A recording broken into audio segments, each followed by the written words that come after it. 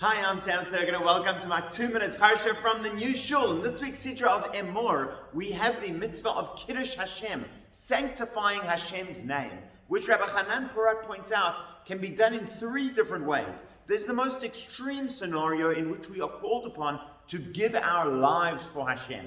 The classic example being that idol worshippers hold a Jew hostage and tell them, worship the idol or else we will kill you. And in that case, we demonstrate that our loyalty to Hashem is more dear to us than life itself. Scenario number 2 is almost the exact opposite.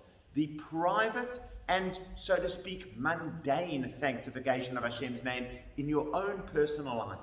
When you choose to listen to Hashem, to honor Hashem, to do what Hashem says, because Hashem's word is the absolute authority, that too is considered Kiddush Hashem. And finally, number 3 is the one that perhaps we think of most often, which is a good example demonstrating to the world the values and goodness that represented by Hashem and by Judaism. The honesty, the decency, the integrity, when we behave in a way that brings others to love Hashem. As the Gemara says, how do we fulfill the line of the Shema, Ve'ahavta et Adonai Elohecha, you should love Hashem, your God? Make Hashem beloved to others. Behave in such a way that others will come to a love of Hashem through your deeds and actions, through the example that you set.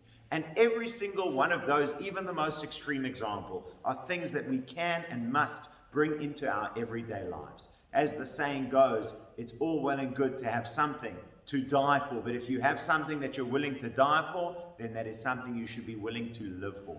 If indeed we are committed in our hearts, as Rabbi Akiva says, every single day, to say to ourselves, if it was a choice between Judaism and death, I would choose Judaism.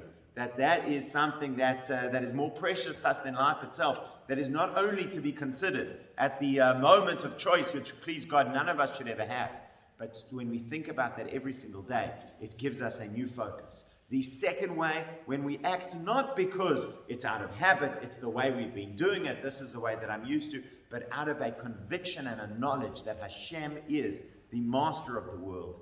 And then finally, to always think of what impression of Hashem am I portraying through my actions? Am I showing people the goodness, kindness, wisdom, and holiness of Hashem through the way in which I'm acting? Please God, with all of those 3 things, we will indeed fulfill our great ambition, the ambition that we say every time we say or answer to the Holy Kaddish prayer, Yitkadal v'yitkadash shamei rabbah.